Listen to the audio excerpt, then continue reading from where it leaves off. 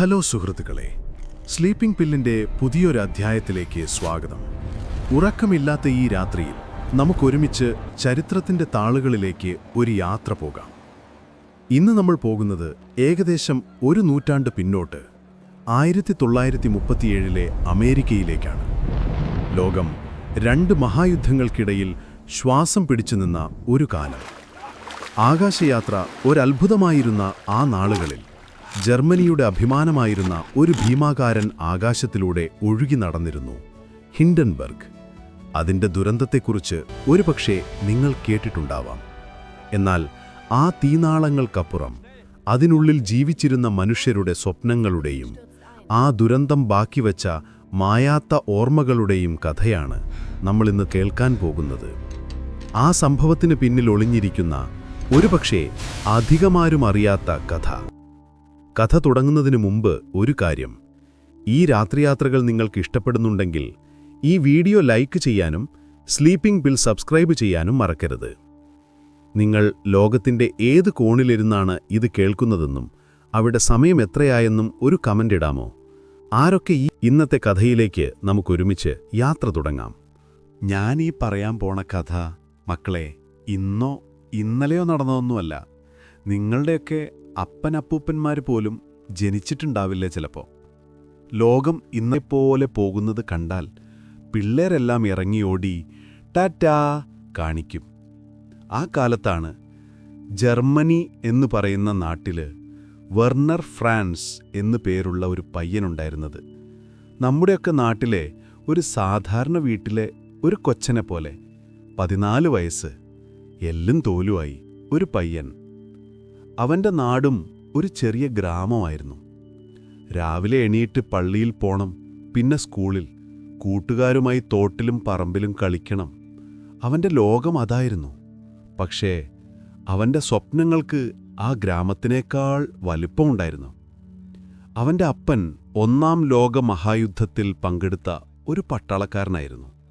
യുദ്ധം കഴിഞ്ഞ് തിരികെ വന്നപ്പോൾ കൂടെ കൊണ്ടുവന്നത് ഒരുപാട് കഥകളും പിന്നെ മാറാത്ത ദാരിദ്ര്യവുമായിരുന്നു. അപ്പൻ പറയുന്ന കഥകൾ കേട്ട് വെർണർ ഉറക്കത്തിൽ പോലും കടലിനപ്പുറമുള്ള അമേരിക്കയെയും വലിയ വലിയ നഗരങ്ങളെയും സ്വപ്നം കണ്ടു. അന്നത്തെ ജർമ്മനിയുടെ അവസ്ഥയൊന്ന് ആലോചിച്ചു നോക്കിക്കേ. യുദ്ധം തോറ്റ് തകർന്ന് തരിപ്പണമായി നിൽക്കുന്ന ഒരു രാജ്യം. പട്ടിണിയും തൊഴിലില്ലായിരിക്കും. അതിനൊന്നും സംഭവിക്കില്ല.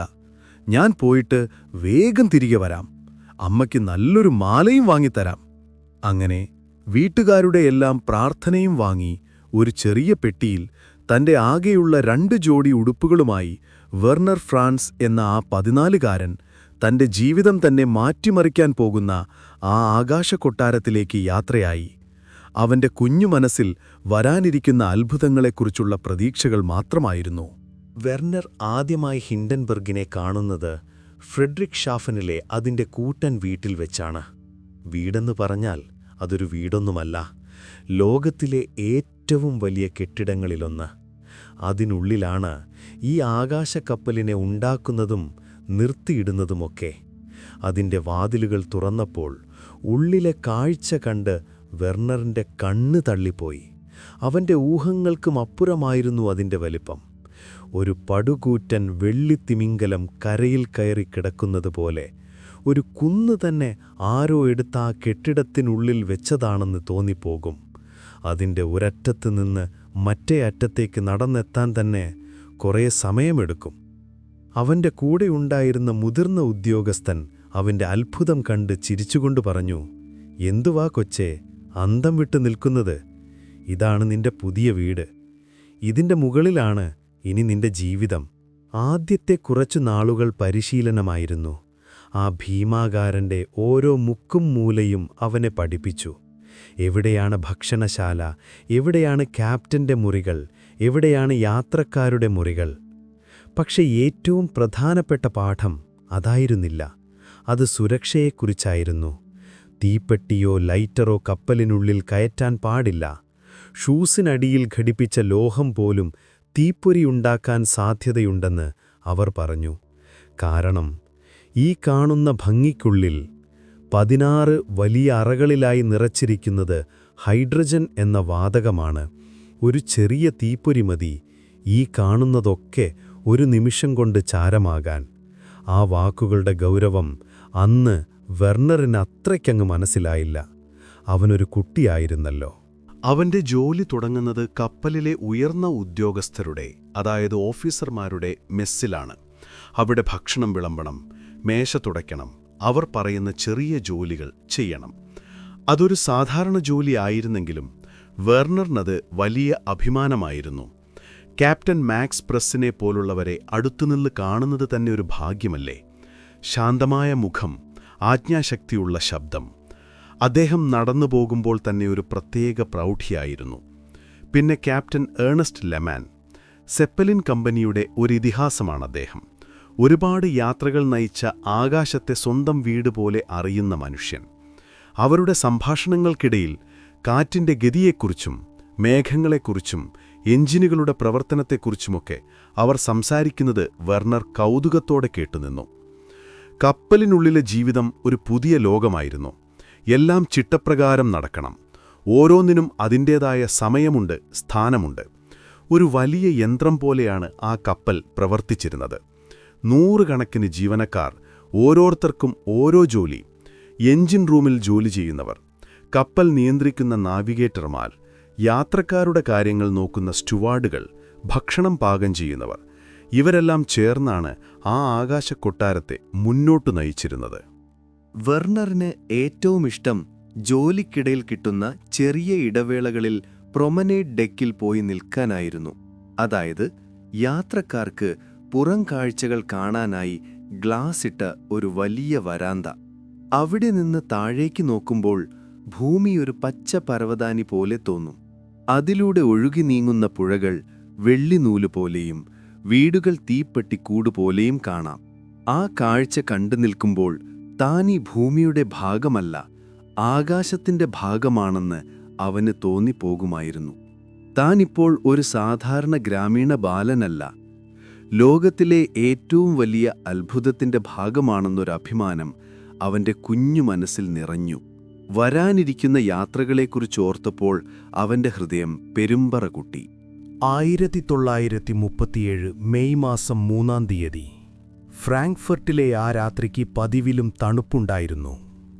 ഹിൻഡൻബർഗിന്റെ ഈ സീസണിലെ ആദ്യത്തെ അമേരിക്കൻ യാത്രയ്ക്ക് വേണ്ടിയുള്ള ഒരുക്കങ്ങളെല്ലാം പൂർത്തിയായിരുന്നു.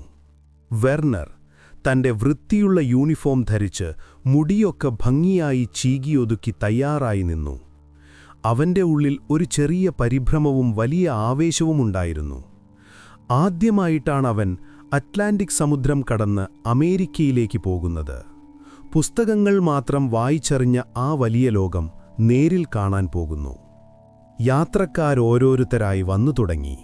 വലിയ വലിയ കാറുകളിൽ വന്നിറങ്ങുന്ന സമ്പന്നർ. അവരുടെ വസ്ത്രധാരണവും പെരുമാറ്റവുമെല്ലാം വെർണർ അത്ഭുതത്തോടെ നോക്കി നിന്നു. നല്ല ഭംഗിയുള്ള വസ്ത്രങ്ങൾ ധരിച്ച സ്ത്രീകൾ, വില കൂടിയ സ്യൂട്ടുകൾ അണിഞ്ഞ പുരുഷന്മാർ. അവർ പരസ്പരം ഇംഗ്ലീഷിലും ഫ്രഞ്ചിലുമൊക്കെ സംസാരിക്കുന്നത് കേട്ടപ്പോൾ അവന് ഒന്നും മനസ്സിലായില്ല. പക്ഷേ അവരുടെ മുഖത്തെ സന്തോഷവും ആവേശവും അവന് വായിച്ചെടുക്കാമായിരുന്നു. എല്ലാവരും കപ്പലിൽ കയറിയ ശേഷം ആ വലിയ വാതിലുകൾ അടഞ്ഞു. നിലത്തുനിന്ന് ബന്ധിപ്പിച്ചിരുന്ന കയറുകൾ ഓരോന്നായി അഴിച്ചുമാറ്റി. ഒരു നേരിയ മുരൾച്ചയോടെ ആകാശത്തിലെ ആ കൊട്ടാരം പതുക്കെ ഭൂമിയിൽ നിന്ന് ഉയർന്നു. വെർണർ ഒരു ജനലിലൂടെ താഴേക്ക് നോക്കി. അവനെ യാത്രയാക്കാൻ ആരും വന്നിട്ടുണ്ടായിരുന്നില്ല. അവന്റെ അമ്മയും അപ്പനും അപ്പോൾ ഗ്രാമത്തിലെ അവരുടെ ചെറിയ വീട്ടിലിരുന്ന് അവനുവേണ്ടി പ്രാർത്ഥിക്കുകയായിരിക്കുമെന്ന് അവനോർത്തു. താഴെ കൈവീശുന്ന ജനക്കൂട്ടം ചെറുതായി വന്നു. നഗരത്തിലെ വെളിച്ചങ്ങൾ ഒരു സ്വർണ്ണപ്പാടം പോലെ താഴെ തിളങ്ങി. അവൻ ഭൂമിയോട് വിട പറയുകയായിരുന്നു. ആദ്യത്തെ രാത്രി തിരക്കിട്ടതായിരുന്നു. യാത്രക്കാർക്ക് അത്താഴം വിളമ്പണം. ഡൈനിങ് റൂം ഒരു വലിയ കല്യാണ വീടുപോലെയായിരുന്നു. വെളുത്ത മേശവിരികൾക്ക് മുകളിൽ വെള്ളിപ്പാത്രങ്ങളും സ്ഫടിക ഗ്ലാസുകളും തിളങ്ങി. പലതരം വിഭവങ്ങളുടെ മണം അവിടെ ആകെ നിറഞ്ഞു. വെർണറും മറ്റു പരിചാരകരും വിശ്രമമില്ലാതെ ഓടി നടന്ന് ഭക്ഷണം വിളമ്പി. ചിലർ അവനോട് പുഞ്ചിരിച്ചു, ചിലർ ഗൗരവത്തോടെ ഓർഡറുകൾ നൽകി.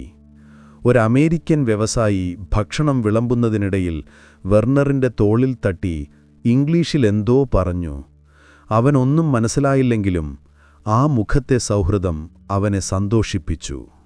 അത്താഴം കഴിഞ്ഞപ്പോൾ മിക്ക യാത്രക്കാരും ലോഞ്ചിലേക്ക് നീങ്ങി. അവിടെ ഭാരം കുറഞ്ഞ അലൂമിനിയം കൊണ്ടുണ്ടാക്കിയ പിയാനോയുടെ അരികിലിരുന്ന് ഒരു സ്ത്രീ മനോഹരമായ ഒരീണം വായിക്കുന്നുണ്ടായിരുന്നു. ആ സംഗീതം എഞ്ചിനുകളുടെ നേരിയ മുരൾച്ചയുമായി ചേർന്നപ്പോൾ ഒരു പ്രത്യേക അനുഭൂതിയായിരുന്നു. വെർണർ പാത്രങ്ങളെല്ലാം അടുക്കളയിൽ ഒതുക്കിവച്ച ശേഷം ആരും കാണാതെ ആ സംഗീതവും കേട്ട് അല്പനേരം നിന്നു. പുറത്ത് കറുത്ത ആകാശത്ത് കോടാനുകൂടി നക്ഷത്രങ്ങൾ, താഴെ അനന്തമായി പരന്നുകിടക്കുന്ന അന്ധകാരം. തങ്ങൾ ഭൂമിയിൽ നിന്നും എത്രയോ ഉയരത്തിലാണെന്നോർത്തപ്പോൾ അവനൊരു ചെറിയ ഭയം തോന്നി. പക്ഷേ അതിനേക്കാളേറെ അത്ഭുതമായിരുന്നു. ആദ്യത്തെ രാത്രി കടന്നുപോയി. അവൻ തന്റെ ചെറിയ ക്യാബിനിൽ കിടന്നുറങ്ങുമ്പോൾ കപ്പലിന്റെ നേരിയ ചലനം ഒരു തൊട്ടിലാട്ടുന്നതുപോലെ അവന് തോന്നി. അവന്റെ സ്വപ്നങ്ങളിൽ അവൻ പറക്കുകയായിരുന്നു, ഒരു പക്ഷിയെപ്പോലെ മേഘങ്ങൾക്കിടയിലൂടെ. അടുത്ത 2 ദിവസങ്ങൾ ഒരു മായാജാലം പോലെയായിരുന്നു. രാവിലെ എഴുന്നേൽക്കുമ്പോൾ ജനലിലൂടെ കാണുന്നത് താഴെ പഞ്ഞിക്കെട്ടുകൾ പോലെ ഒഴുകി നീങ്ങുന്ന മേഘങ്ങളാണ്. അതിനിടയിലൂടെ ഇടയ്ക്ക് വെളിപ്പെടുന്ന അറ്റ്ലാന്റിക് സമുദ്രം വെയിലടിക്കുമ്പോൾ ഒരു നീല കണ്ണാടി പോലെ തിളങ്ങും. വെർണർ തന്റെ ജോലികൾക്കിടയിലും ഈ കാഴ്ചകൾ കാണാൻ സമയം കണ്ടെത്തി. അവൻ ഓഫീസർമാരുടെ മെസ്സിൽ കാപ്പിയുമായി ചെല്ലുമ്പോൾ അവർ ഭൂപടങ്ങൾക്ക് മുകളിൽ കുനിഞ്ഞിരുന്ന് കപ്പലിന്റെ ഗതിയെക്കുറിച്ച് ചർച്ച ചെയ്യുന്നത് കാണാം. അവരുടെ ഗൗരവമേറിയ സംഭാഷണങ്ങൾ കേൾക്കുമ്പോൾ താനും ഈ വലിയ യാത്രയുടെ ഒരു പ്രധാന ഭാഗമാണെന്ന് അവന് തോന്നും. യാത്രക്കാർക്ക് അതൊരു അവധിക്കാലം പോലെയായിരുന്നു. അവർ പുസ്തകങ്ങൾ വായിച്ചു, ചീട്ട് കളിച്ചു, കത്തെഴുതി. കപ്പലിൽ ഒരു ലൈബ്രറിയും എഴുത്തുമുറിയുമൊക്കെ ഉണ്ടായിരുന്നു. ചിലർ പ്രൊമനേഡ് ഡെക്കിലിരുന്ന് മണിക്കൂറുകളോളം താഴേക്ക് നോക്കിയിരുന്നു. ഒരു ദിവസം ഒരു കൂട്ടം തിമിംഗലങ്ങൾ വെള്ളം ചീട്ടുന്നത് അവർ കണ്ടു.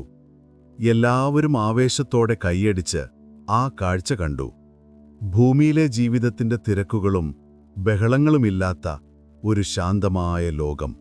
വെർണർ ആ കപ്പലിലെ ഓരോ മനുഷ്യനെയും ശ്രദ്ധിക്കാൻ തുടങ്ങി. എല്ലാവർക്കും അവരവരുടേതായ കഥകളുണ്ടെന്ന് അവനു മനസ്സിലായി. സർക്കസ് കലാകാരൻ തന്റെ നായയെ കാണാനായി ഇടയ്ക്കിടെ താഴത്തെ നിലയിലേക്ക് പോകുന്നത്, എപ്പോഴും ചിരിച്ചുകൊണ്ട് എല്ലാവരോടും സംസാരിക്കുന്ന അമേരിക്കൻ വ്യവസായിയുടെ ഭാര്യ, ഒന്നിനുമൊരു കുറവും വരുത്തരുതെന്ന് എപ്പോഴും ഓർമ്മിപ്പിക്കുന്ന കർക്കശക്കാരനായ ഹെഡ് സ്റ്റ്യൂവാർഡ്. ഇവരെല്ലാം ചേർന്നതായിരുന്നു ഹിൻഡൻബർഗിലെ ആ ചെറിയ ലോകം. അമേരിക്കയെക്കുറിച്ച് വെർണറിന് ഒരുപാട് സങ്കല്പങ്ങളുണ്ടായിരുന്നു. അമ്പരചുംബികളായ കെട്ടിടങ്ങൾ, വിശാലമായ റോഡുകൾ, തിരക്കേറിയ ജീവിതം. യാത്രയുടെ 3-ാം ദിവസം ദൂരെ കര കാണാൻ തുടങ്ങിയപ്പോൾ അവന്റെ ഹൃദയം പെരുമ്പരകൊട്ടാൻ തുടങ്ങി. തന്റെ സ്വപ്നഭൂമിയിലേക്ക് താൻ എത്തിച്ചേരാൻ പോകുന്നു. ഈ യാത്ര കഴിഞ്ഞ് മടങ്ങുമ്പോൾ അമ്മയ്ക്കും സഹോദരങ്ങൾക്കും കൊടുക്കാൻ ഒരുപാട് കഥകളും പിന്നെ അമേരിക്കയിൽ നിന്ന് വാങ്ങിയ കുറച്ചു സമ്മാനങ്ങളും ഉണ്ടാകുമെന്ന് അവൻ ഓർത്തു. ആ നിമിഷങ്ങളിൽ ലോകത്തിലെ ഏറ്റവും ഭാഗ്യവാനായ കുട്ടിയാണ് താനെന്ന് വെർണർ ഫ്രാൻസ് വിശ്വസിച്ചു. കൊടുങ്കാറ്റിന്റെ രൂപത്തിൽ വിധി തങ്ങൾക്കായി ഒരു വല വിരിക്കുന്നുണ്ടെന്ന സത്യം ആ ആകാശകൊട്ടാരത്തിലെ ഒരാൾ പോലും അറിഞ്ഞിരുന്നില്ല. യാത്രയുടെ 3-ാം ദിവസം ഉച്ച കഴിഞ്ഞതോടെയാണ് ആകാശത്തിന്റെ ഭാവം പതുക്കെ മാറിത്തുടങ്ങിയത്. അതുവരെ കൂട്ടായിരുന്ന തെളിഞ്ഞ നീലാകാശം എങ്ങോ പോയി മറഞ്ഞു. പകരം ചാരനിറത്തിലും കറുപ്പുനിറത്തിലുമുള്ള ഭീമാകാരമായ മേഘങ്ങൾ ഉരുണ്ടുകൂടാൻ തുടങ്ങി. കപ്പലിനുള്ളിലെ പ്രസന്നമായ അന്തരീക്ഷത്തിൽ ഒരു ചെറിയ മാറ്റം വന്നു തുടങ്ങി. പുറത്തെ കാഴ്ചകൾ ആസ്വദിച്ചിരുന്നവർ ഓരോരുത്തരായി ഉള്ളിലേക്ക് വലിഞ്ഞു. നാവിഗേഷൻ റൂമിൽ റേഡിയോ ഓപ്പറേറ്ററുടെ മുഖത്ത് ആശങ്ക നിഴലിച്ചു. അമേരിക്കയുടെ കിഴക്കൻ തീരത്ത്, പ്രത്യേകിച്ച് ന്യൂജേഴ്സിയുടെ ഭാഗത്ത് ശക്തമായ ഇടിമിന്നലോട് കൂടിയ കൊടുങ്കാറ്റ് രൂപപ്പെടുന്നു എന്ന മുന്നറിയിപ്പുകൾ തുടരെ വന്നുകൊണ്ടിരുന്നു. ടെലിഗ്രാഫ് യന്ത്രം നിർത്താതെ ശബ്ദിച്ചുകൊണ്ടിരുന്നു. ക്യാപ്റ്റൻ മാക്സ് പ്രസിന്റെ മുഖം പതിവിലും ഗൗരവമേറിയതായി. അദ്ദേഹം ക്യാപ്റ്റൻ ലെമാനുമായി എന്തൊക്കെയോ ഗൗരവമായി സംസാരിക്കുന്നുണ്ടായിരുന്നു. ഭൂപടങ്ങൾ മേശപ്പുറത്ത് വിടർത്തിയിട്ടിരുന്നു. കാറ്റിന്റെ ഗതിയും വേഗതയും അടയാളപ്പെടുത്തിയ ചാർട്ടുകളിലേക്ക് അവർ മാറി മാറി നോക്കി. അവരുടെ ഓരോ ചലനവും അളന്നു മുറിച്ചതുപോലെയായിരുന്നു. പതിറ്റാണ്ടുകളുടെ പരിചയസമ്പത്ത് അവരുടെ ഓരോ തീരുമാനത്തിലും നിഴലിച്ചു. നമ്മൾ നേരെ ലേക്ക്ഹെസ്റ്റിലേക്ക് പോകുന്നത് ബുദ്ധിയല്ല. ക്യാപ്റ്റൻ പ്രസിന്റെ ശബ്ദം ആ മുറിയിൽ മുഴങ്ങി. ഈ കാലാവസ്ഥയിൽ ലാൻഡ് ചെയ്യാൻ ശ്രമിക്കുന്നത് അങ്ങേയറ്റം അപകടകരമാണ്. ഇടിമിന്നലാണ് നമ്മുടെ ഏറ്റവും വലിയ ശത്രു. ക്യാപ്റ്റൻ ലെമാൻ തലയാട്ടി. അതെ മാക്സ്, നമുക്ക് കുറച്ചുകൂടി തെക്കോട്ട് നീങ്ങി കൊടുങ്കാറ്റ് കടന്നുപോകുന്നതുവരെ കാത്തുനിൽക്കാം. യാത്രക്കാരുടെ സുരക്ഷയാണ് പ്രധാനം. ആ തീരുമാനം പെട്ടെന്ന് തന്നെ നടപ്പിലാക്കി. ഹിൻഡൻബർഗിന്റെ ഗതി ചെറുതായി തെക്കോട്ട് തിരിച്ചു. എഞ്ചിനുകളുടെ വേഗത കുറച്ചു. ആകാശത്തിലെ ആ ഭീമാകാരൻ ഒരു കൊടുങ്കാറ്റിന്റെ കണ്ണിൽപ്പെടാതെ ഒഴിഞ്ഞുമാറാൻ ശ്രമിക്കുന്ന ഒരു പക്ഷിയെപ്പോലെ പതുക്കെ നീങ്ങാൻ തുടങ്ങി. ഈ മാറ്റം യാത്രക്കാർക്കും അനുഭവപ്പെട്ടു തുടങ്ങിയിരുന്നു. കപ്പൽ ഇടയ്ക്കിടെ ചെറുതായി ഒന്നുലഞ്ഞു. പുറത്ത് കാറ്റിന് ശക്തി കൂടി വന്നു. ആകാശത്ത് മിന്നൽ പിണരുകൾ പാഞ്ഞു പോകുന്നത് ജനാലകളിലൂടെ കാണാമായിരുന്നു. ഇടിമുഴക്കത്തിന്റെ ശബ്ദം കപ്പലിന്റെ കട്ടിയുള്ള ചട്ടക്കൂടിനെ ഭേദിച്ച് ഉള്ളിലേക്ക് നേരിയതായി എത്തി. ലോഞ്ചിലെ പിയാനോയുടെ സംഗീതം നിന്നു. ചീട്ടുകളിച്ചിരുന്നവർ കളി നിർത്തി. എല്ലാവരുടെയും മുഖത്ത് ഒരുതരം ആകാംക്ഷയും നേരിയ ഭയവും നിഴലിച്ചു. വെർണറിനും ഉള്ളിലൊരു ആന്തലുണ്ടായി. അവൻ ആദ്യമായിട്ടാണ് ഇങ്ങനെയൊരു അനുഭവത്തിലൂടെ കടന്നുപോകുന്നത്. അവനൊരു സ്റ്റ്യൂവർഡിനോട് പേടിയോടെ ചോദിച്ചു, നമുക്ക് വല്ല അപകടവും സംഭവിക്കുമോ? ആ സ്റ്റ്യൂവേർഡ് ചിരിച്ചുകൊണ്ട് അവന്റെ തോളിൽ തട്ടി. ഏയ്, പേടിക്കണ്ട കൊച്ചേ, ഇത് ഹിൻഡൻബർഗാണ്. ഇവൻ ഇതിനേക്കാൾ വലിയ എത്ര കൊടുനേറ്റുകളെ കണ്ടിരിക്കുന്നു.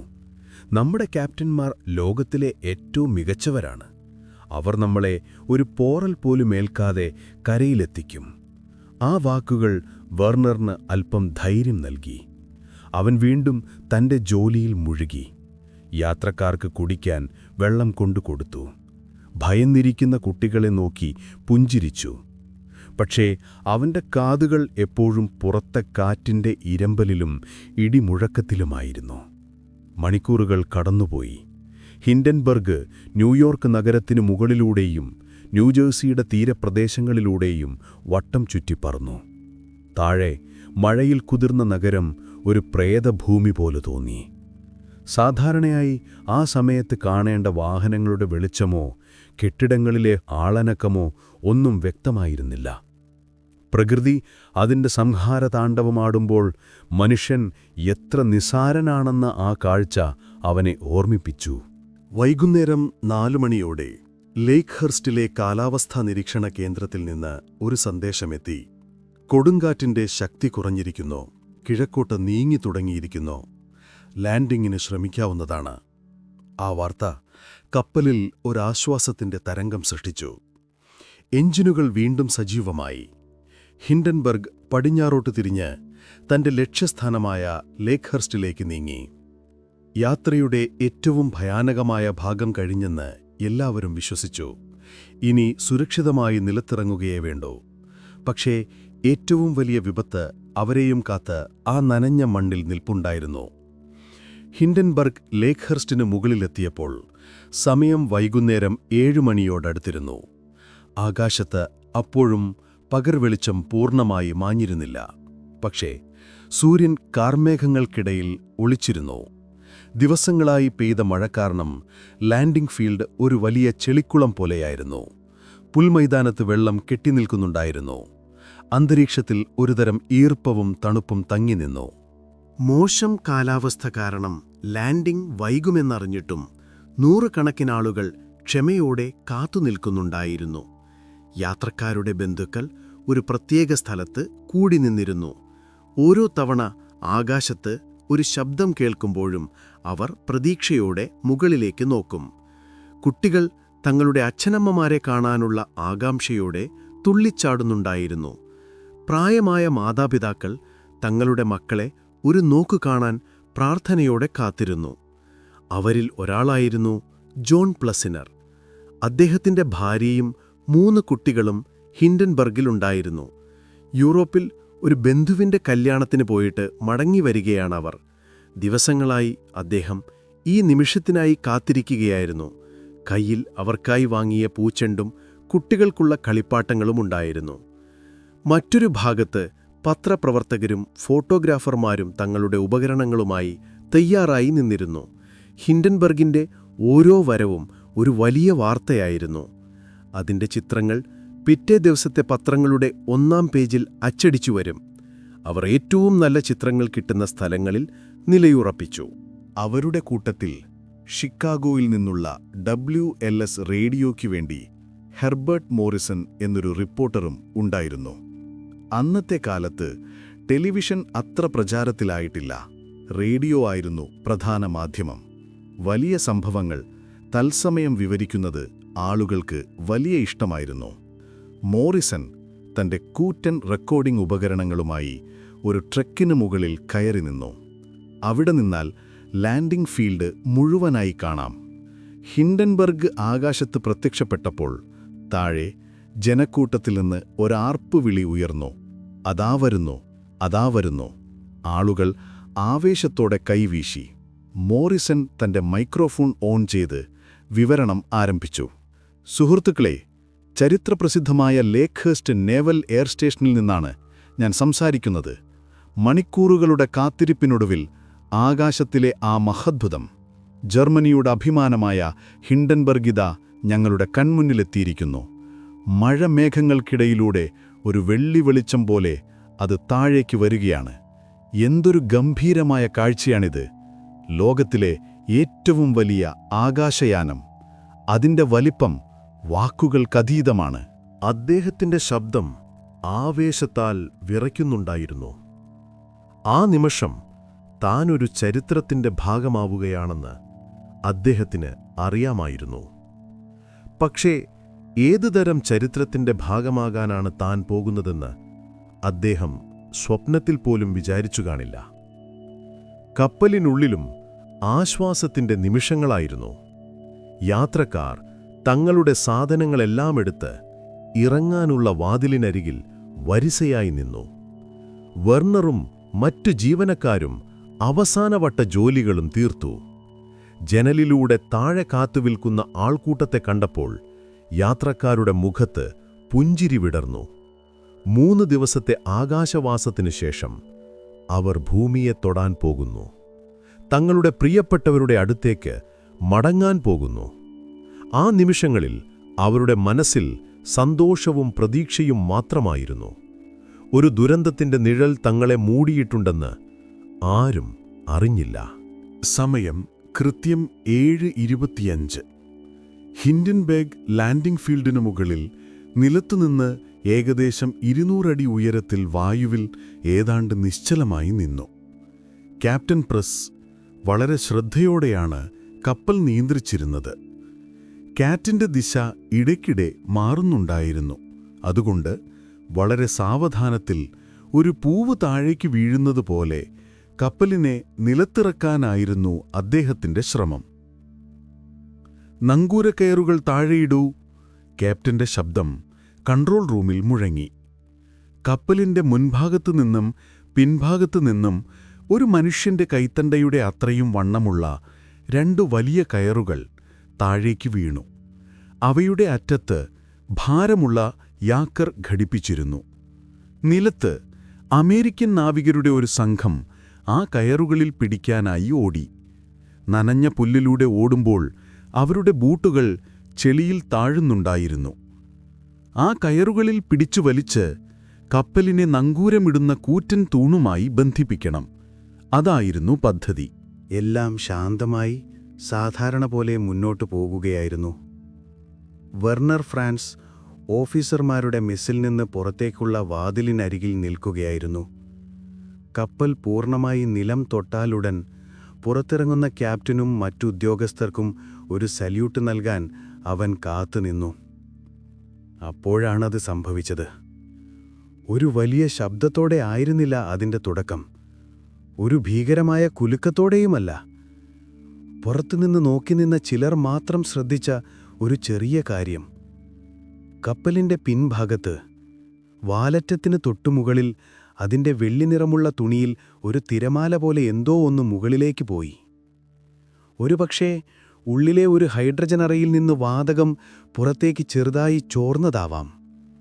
ആ ചോർച്ചയും ഈർപ്പം നിറഞ്ഞ അന്തരീക്ഷത്തിലെ സ്റ്റാറ്റിക് വൈദ്യുതിയും തമ്മിൽ എവിടെയോ വച്ച് കണ്ടുമുട്ടി. ആ കണ്ടുമുട്ടലിൽ നിന്ന് ഒരു ചെറിയ തീപ്പൊരി ജനിച്ചു. അടുത്ത നിമിഷം ആകാശത്ത് ഒരു ഓറഞ്ച് പൂവ് വിരിഞ്ഞു. കപ്പലിന്റെ വാലറ്റത്തിനു മുകളിൽ നിശബ്ദമായി, പക്ഷേ അതിവേഗത്തിൽ ഒരു തീനാളം പ്രത്യക്ഷപ്പെട്ടു.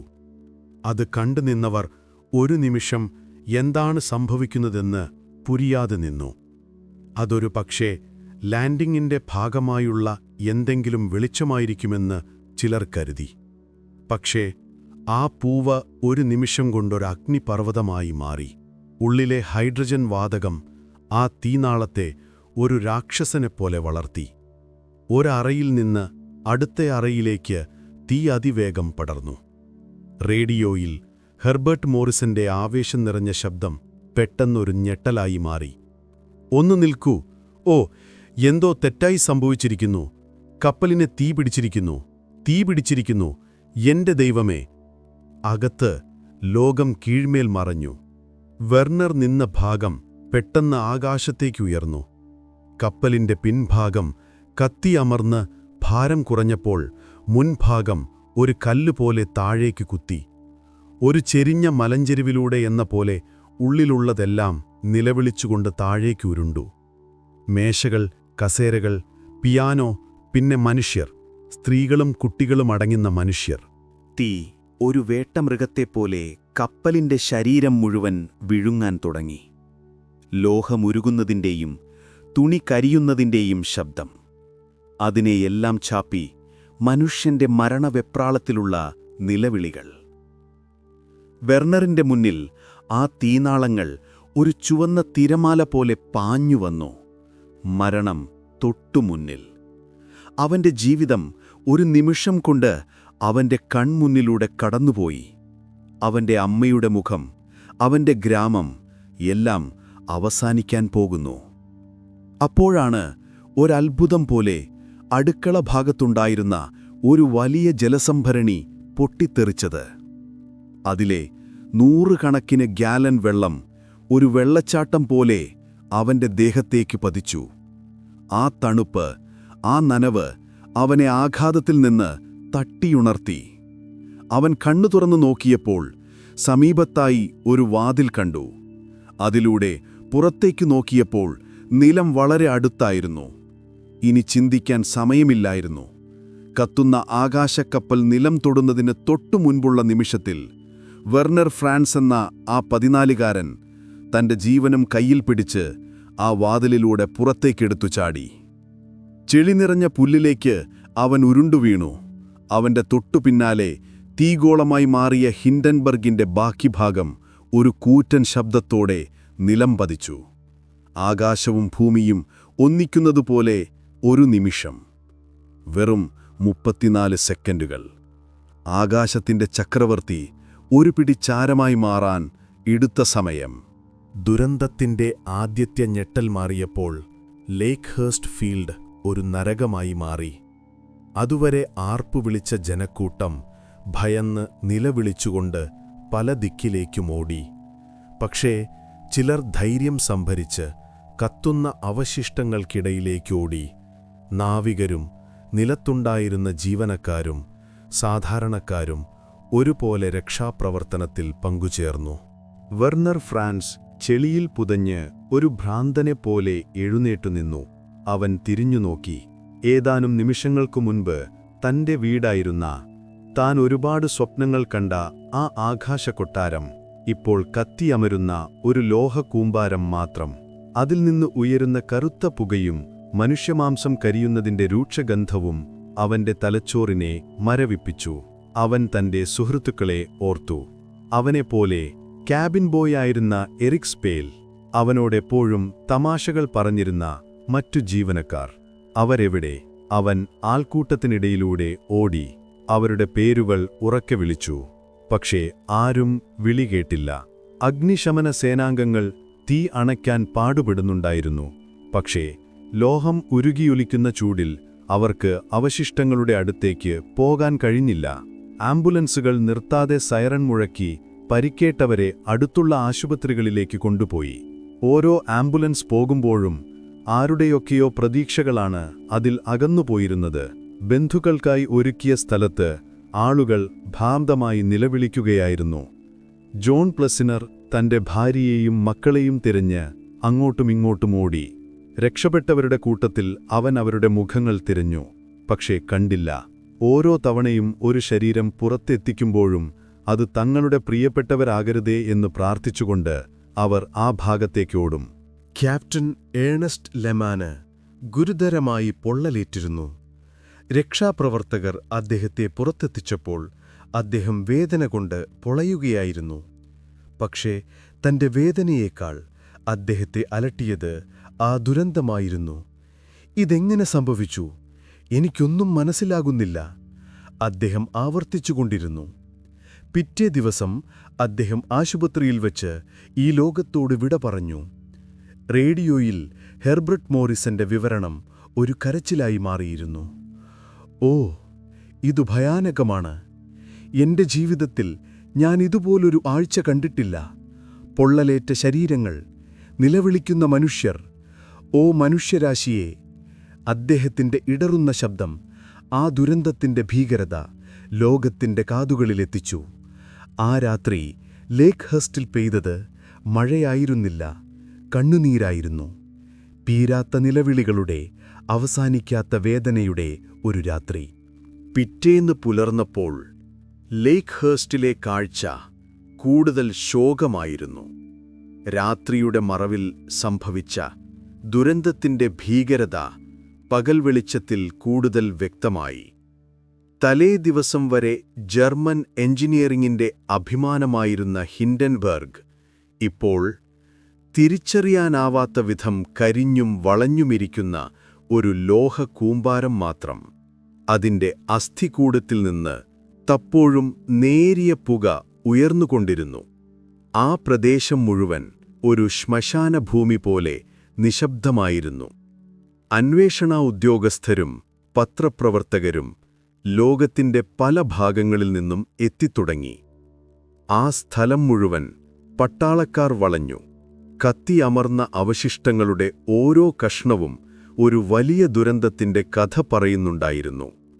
ഉരുകിയൊലിച്ച ജനാലച്ചില്ലുകൾ, കത്തിക്കരിഞ്ഞ കസേരയുടെ ഭാഗങ്ങൾ, യാത്രക്കാർ പാതിവഴിയിൽ ഉപേക്ഷിച്ചുപോയ സാധനങ്ങൾ. ഒരു സ്യൂട്ട് കേസ് തുറന്ന നിലയിൽ കിടക്കുന്നുണ്ടായിരുന്നു. അതിനുള്ളിലെ വസ്ത്രങ്ങൾ പാതി കരിഞ്ഞ നിലയിൽ. ഒരു കുട്ടിയുടെ ചെറിയൊരു പാവ ചെളിയിൽ പുതഞ്ഞ്, ഒരു കണ്ണ് നഷ്ടപ്പെട്ട് കിടക്കുന്നുണ്ടായിരുന്നു. ഓരോ കാഴ്ചയും ഹൃദയം നുറുക്കുന്നതായിരുന്നു. രക്ഷപ്പെട്ടവരെ പാർപ്പിച്ചിരുന്ന ആശുപത്രികളിലേക്ക് ബന്ധുക്കളും പത്രപ്രവർത്തകരും ഓടിക്കൂടി. പൊള്ളലേറ്റവരുടെ വാർഡുകൾക്കു മുന്നിൽ ഹൃദയഭേദകമായ രംഗങ്ങളായിരുന്നു. തല മുതൽ കാൽ വരെ ബാൻഡേജ് ചുറ്റിയ രൂപങ്ങൾക്കിടയിൽ തങ്ങളുടെ പ്രിയപ്പെട്ടവരെ തിരിച്ചറിയാൻ പാടുപെടുന്ന മനുഷ്യർ. ചിലർ ശബ്ദം കേട്ട് തിരിച്ചറിഞ്ഞു, മറ്റു ചിലർ ഒരു മോതിരമോ ഒരു മറുകോ കണ്ട്. വെർണർ ഫ്രാൻസിനും കാര്യമായ പരിക്കുകളൊന്നുമുണ്ടായിരുന്നില്ല. പക്ഷേ അവന്റെ മനസ്സ് മരവിച്ചുപോയിരുന്നു. അവനെപ്പോലെ രക്ഷപ്പെട്ട മറ്റു ജീവനക്കാരോടൊപ്പം ഒരു പ്രത്യേക മുറിയിൽ അവനെയും ഇരുത്തിയിരുന്നു. ഉദ്യോഗസ്ഥർ അവരോടോരോരുത്തരോടായി കാര്യങ്ങൾ ചോദിച്ചറിഞ്ഞു. നീ എന്തെങ്കിലും അസ്വാഭാവികമായി കണ്ടോ? വല്ല സ്ഫോടന ശബ്ദവും കേട്ടോ? തീ എവിടെ നിന്നാണ് തുടങ്ങിയതെന്ന് വല്ല ഊഹവുമുണ്ടോ? വെർണറിന് ഒന്നിനും ഉത്തരമുണ്ടായിരുന്നില്ല. എല്ലാം ഒരു മിന്നൽ പോലെയാണ് സംഭവിച്ചത്. അവന്റെ കൺമുന്നിൽ ഇപ്പോഴും ആ തീനാളങ്ങൾ ആളിപ്പടരുകയായിരുന്നു. അവന്റെ കാതുകളിൽ ആളുകളുടെ നിലവിളികൾ അപ്പോഴും മുഴങ്ങുന്നുണ്ടായിരുന്നു. ലോകം മുഴുവൻ ആ ദുരന്തത്തിന്റെ വാർത്ത കേട്ട് ഞെട്ടി. എന്തുകൊണ്ടാണിത് സംഭവിച്ചത്? അതായിരുന്നു എല്ലാവർക്കും അറിയേണ്ടിയിരുന്നത്. പത്രങ്ങൾ പലതരം കഥകൾ അച്ചടിച്ചു. അതൊരു അട്ടിമറിയായിരുന്നോ? നാസി ജർമ്മനിയെ തകർക്കാൻ വേണ്ടി ആരെങ്കിലും ബോംബ് വെച്ചതാണോ? അതോ ഇടിമിന്നലേറ്റതാണോ? അതോ എഞ്ചിനുകൾക്ക് വല്ല തകരാറും സംഭവിച്ചതാണോ? അമേരിക്കൻ ജർമ്മൻ ഗവൺമെന്റുകൾ സംയുക്തമായി ഒരന്വേഷണ കമ്മീഷനെ നിയമിച്ചു.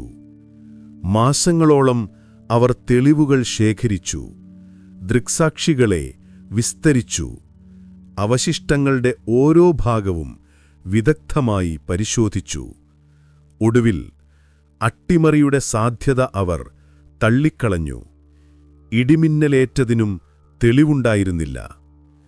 ഏറ്റവും സാധ്യതയുള്ള നിഗമനം സ്റ്റാറ്റിക് ഇലക്ട്രിസിറ്റി മൂലമുണ്ടായ ഒരു തീപ്പൊരിയാണെന്നായിരുന്നു.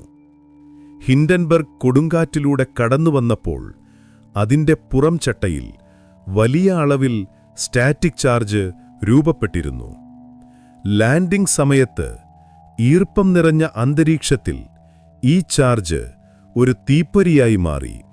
അതേസമയം കപ്പലിന്റെ ഏതെങ്കിലും ഭാഗത്ത് ഹൈഡ്രജൻ വാതകത്തിന് ഒരു ചെറിയ ചോർച്ചയും സംഭവിച്ചിരിക്കാം.